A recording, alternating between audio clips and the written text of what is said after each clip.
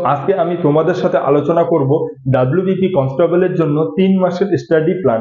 যে এই 3 মাস তুমি কিভাবে পড়লে একটা ভালো স্কোর করতে পারবে এবং কাট অফ ক্লিয়ার করার সাথে সাথে তুমি এই এক্সামটিতে মানে একটা ইউনিফর্ম জব তুমি কনফার্ম পাবে, সেটারই বিস্তারিত ভিডিও নিয়ে আলোচনা করব। তো দেখো, আজকের এই 3 মাসের প্ল্যান করার উদ্দেশ্য একটাই হচ্ছে, তোমাদের এক্সাম কিন্তু সেপ্টেম্বর মাস থেকে শুরু হওয়ার সম্ভাবনা সব থেকে বেশি রয়েছে।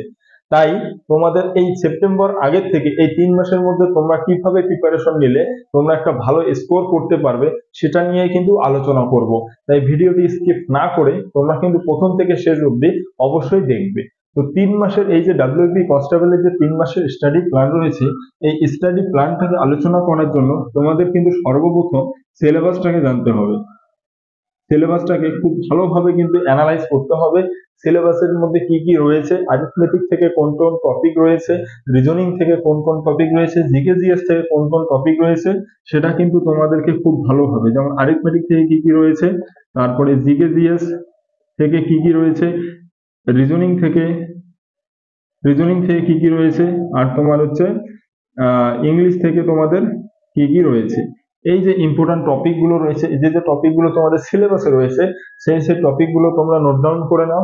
দেন এর সাথে তোমরা করবে কি, তার সাথে 5 ইয়ার্স এর পিওয়াইকিউ, 5 ইয়ার্স এর প্রিভিয়াস ইয়ার কোশ্চেন, যে ডাব্লিউপি কনস্টেবল বলো, লেডি কনস্টেবল বলো, যত এক্সাইজ আবগারি কনস্টেবল বলো, যতগুলো এক্সাম রয়েছে 5 বছরে, এই 5 বছরের যে প্রিভিয়াস ইয়ার কোশ্চেন রয়েছে সেটা নাও।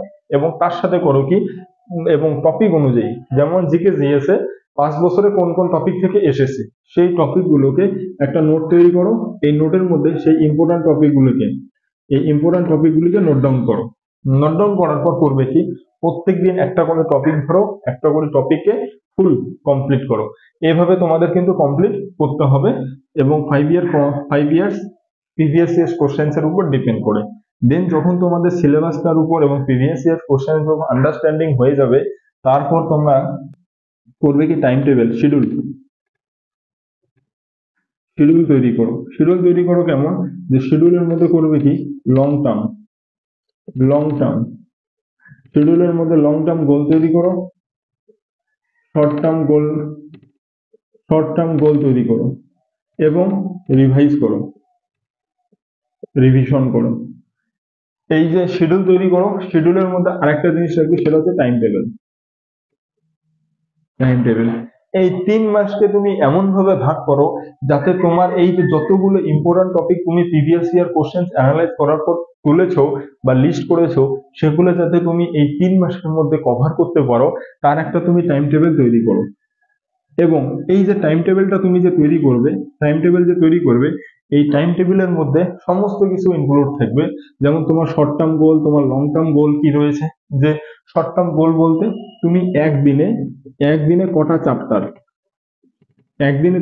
চ্যাপ্টার কভার করতে পারবে, ওই হিসাবে তুমি রাখবে 10 দিনে কটা চ্যাপ্টার কভার করতে পারবে। তারপর করবে কি, 30 দিনে কটা চ্যাপ্টার তুমি কমপ্লিট করতে পারবে। এটা হচ্ছে তোমার গোল। আগে শর্ট টার্ম গোলের মধ্যে রাখবা একদিনের চ্যাপ্টার, লং টার্ম গোলের মধ্যে রাখবা 10 দিন, তাহলে 1 দিন থেকে 10 দিন করতে হয়ে গেল। তারপর 1 থেকে 10 দিন তুমি যতগুলো পড়লে সবগুলো তুমি রিভাইজ করলে এবং মক টেস্ট দিলে। এবং যখন তুমি একদিনে একটা চ্যাপ্টার বা দুটো চ্যাপ্টার করবে, মনে করো তুমি একদিনে একটা চ্যাপ্টার করলে, সেই একটা চ্যাপ্টারের তুমি মক টেস্ট দাও। এবং এই মক টেস্ট দেওয়ার সময় কিন্তু কিছু নিয়ম রয়েছে। তুমি দোকান থেকে প্রিন্ট আউট নিয়ে আসবে, মোবাইলে দিবে না। যদি তোমার মক টেস্টের বই থাকে ভালো, যদি না থাকে অনলাইন থেকে পিডিএফ ডাউনলোড করে নাও, সেটা দোকান থেকে প্রিন্ট আউট করে নিয়ে আসো। আসার পরে এখানে মনে করো যে মক টেস্ট নিয়ে বসো। বসার পরে একদম এক্সাম হলে তুমি যেভাবে এক্সাম দিচ্ছ সেভাবে বসো। বসার পর এই সেকশনাল মক টেস্টটাকে দাও।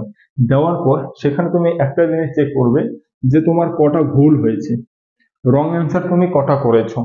তারপরে তুমি দেখবে যে যেটা তুমি জানা সত্ত্বেও তোমার ভুল হয়েছে বাই মিস্টেক, সেটা হচ্ছে মিস্টেকে তোমার কি হয়েছে, বাই মিস্টেক তোমার কিভাবে হয়েছে সেটা।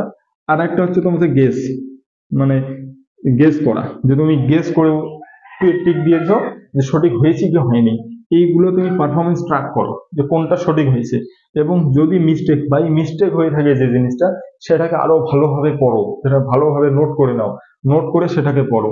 তারপর যেটা তোমাদের ভুল হয়েছে, যেটা রং, সেটা একটা এক্সট্রা নোট তৈরি করো, করার পর সেটা ডিটেলসে লেখো, সেটাকে বারবার রিভাইজ করো, যাতে প্রথম এক্সামে তোমার যে যে ভুলগুলো হয়েছে, নেক্সট এক্সামে যাতে তোমার সেই ভুলগুলো না হয়, সেটা কিন্তু সব থেকে ধ্যান রাখবে। এই গেল তোমার হচ্ছে ডেইলি। এবং এই যে প্রত্যেক দিনে তুমি যে সেকশনাল মক টেস্ট দিচ্ছ, সেটা কিন্তু এফেক্ট করবে সাপ্তাহিক মক টেস্টে।